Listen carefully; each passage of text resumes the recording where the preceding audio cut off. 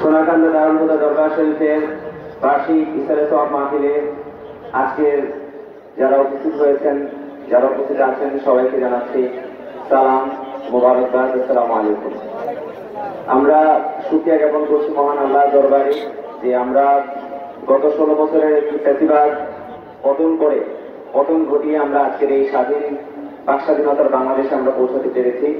আমরা মনে করি যে তারুণ্যের জাগরণ ঘটেছে 2024-এর এই জুলাই গণঅভ্যুত্থানের মধ্য দিয়ে, এই তারুণ্যকে যেন আমরা সঠিক পথে যেন ধাবিত করতে পারি, সেই ক্ষেত্রে অবশ্যই আত্মার পরিশুদ্ধি, ইলমে তাসাউফ আমাদের জন্য অত্যন্ত গুরুত্বপূর্ণ।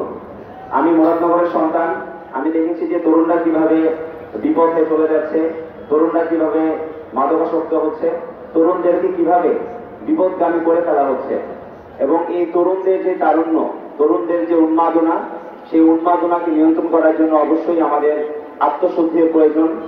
আমি এই সোনাকান্দা দারুল হুদা দরবার শরীফে গত 16 বছর ধরে আমি আসছি, এবং আমি মনে করি যে আত্মশুদ্ধির যে চর্চা, সেই চর্চা অবশ্যই আমাদের রাষ্ট্র কাঠামোতে প্রয়োজন। রাষ্ট্র কাঠামোর যে দায়িত্ব, সেই দায়িত্ব অর্জন করতে গেলে বা সেই দায়িত্ব পালন করতে গেলে শক্ত নৈতিক মানদণ্ডের প্রয়োজন। সেই ক্ষেত্রে অবশ্যই আত্মশুদ্ধি সবচেয়ে গুরুত্বপূর্ণ একটি বিষয়। আমরা মনে করবো যে আমাদের যে তরুণের যে জাগরণ ঘটেছে, সেই তারুণ্য যেন সঠিক পথে যেন তারা পরিচালিত হতে পারে, সেই ক্ষেত্রে অবশ্যই সোনাকান্দা দারুল হুদা দরবার শরীফ একটি অগ্রগামী ভূমিকা পালন করবে। ঠিক একই সাথে আমরা বলতে চাই যে মুরাদনগরের কৃতি সন্তান, আপনারা জানেন যে জুলাই গণঅভ্যুত্থানের এই অগ্রণীত ভূমিকা পালন করেছে আমাদের এই মুরাদনগরের কৃতি সন্তান, বর্তমান অন্তর্বর্তীকালীন সরকারের মাননীয় উপদেষ্টা আসিফ মাহমুদ সজীব ভূঁইয়া। তিনি আপনাদের কাছে দোয়া নিতে এসেছেন।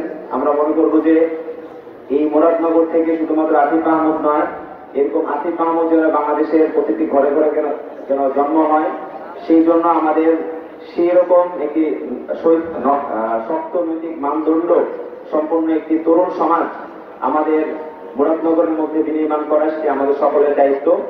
আমরা সবাই মিলে যদি কাজ করি তাহলে অবশ্যই সেটি সম্ভব। সবাই ভালো থাকবেন, আমাদের জন্য দোয়া করবেন। সবাইকে আসসালামু আলাইকুম রহমতুল্লাহি ওয়া বারাকাতুহু।